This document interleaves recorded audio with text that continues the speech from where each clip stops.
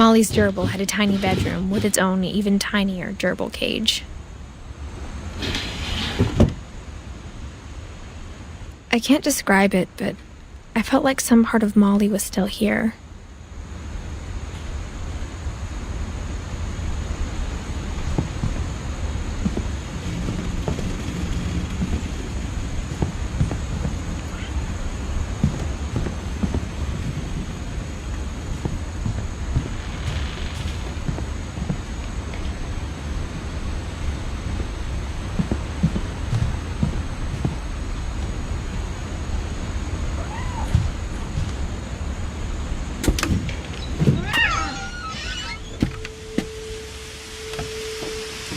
This will be obvious later, but my mom never told me any of these stories.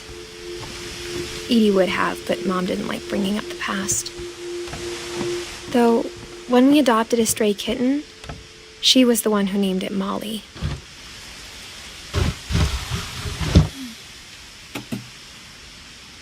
I spent a lot of time in Great-Grandma Edie's room.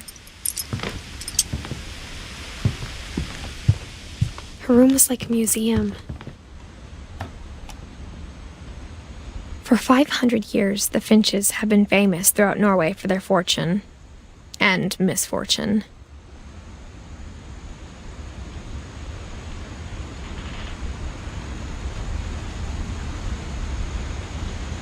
Odin Finch buries the latest victims of the family curse, his wife Ingeborg and their newborn son, Johan.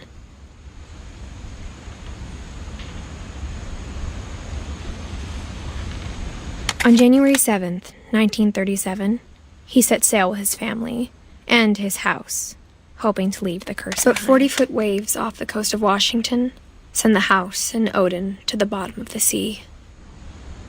Odin's daughter Edie, with husband Sven and baby Molly, step ashore on their new home, Orcas Island.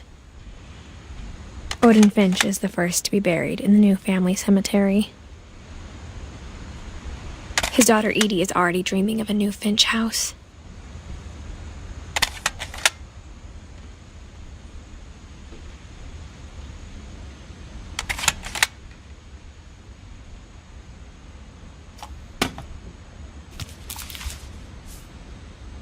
Whatever's wrong with this family, it goes back a long ways.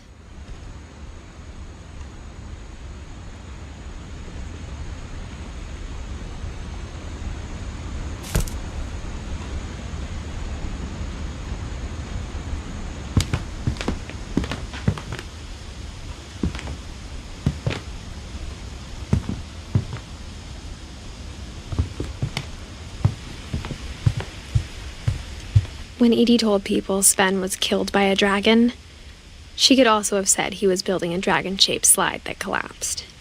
She could have, but she didn't. Even in her 90s, sometimes Edie seemed a lot younger than my mother.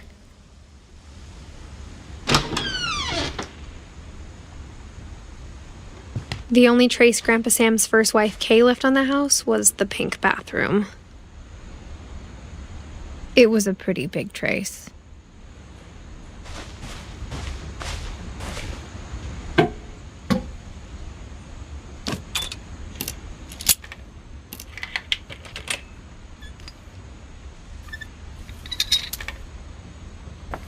There's a secret in this bathroom. It's in the last place you would look. It isn't in the cupboard. It's hidden in this book.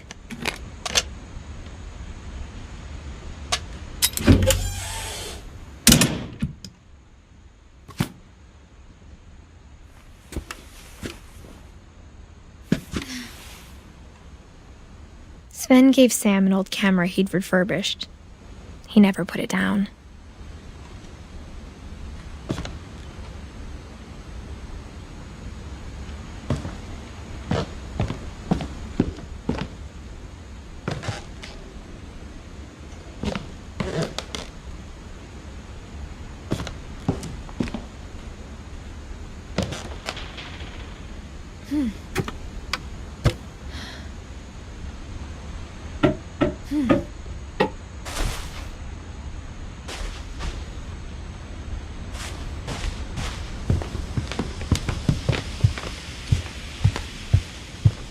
Edie knit me a new pair of gloves. Louis died a week before we left, but Edie had already started to memorialize him.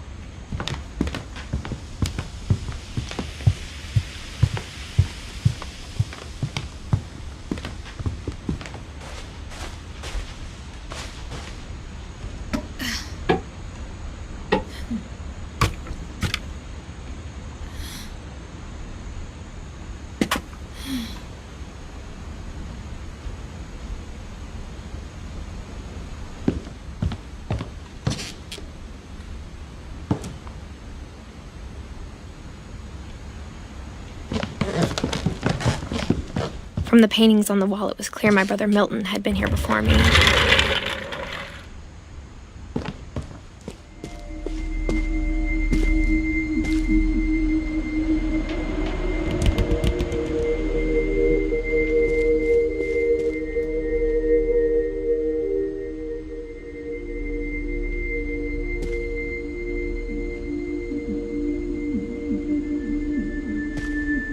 I knew Grandpa Sam had a twin, and that he never talked about him. I guess my grandpa didn't like history any more than my mom did.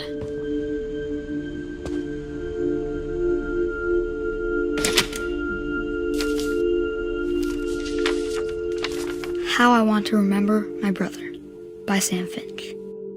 The thing I remember is that when he made up his mind, that was it.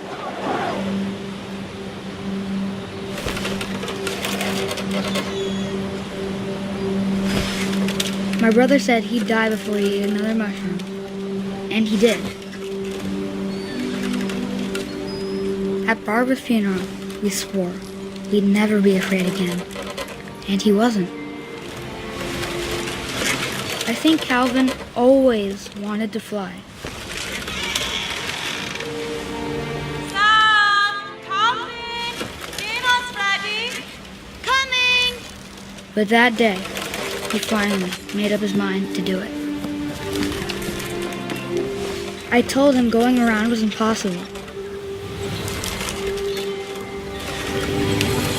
Maybe if I hadn't said that,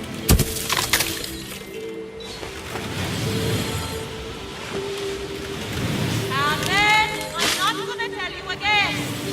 maybe if the wind hadn't picked up, then maybe he'd still be here. But I doubt it.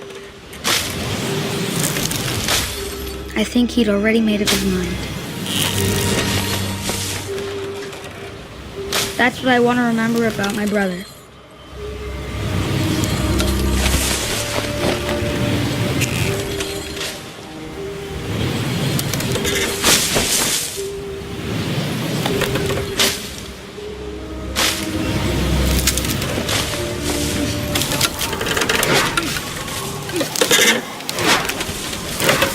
The day he made up his mind to fly.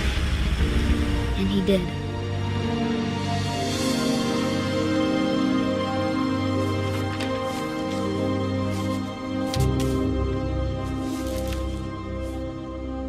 Calvin's story felt strangely familiar. When I was younger, I remember trying to do the exact same thing.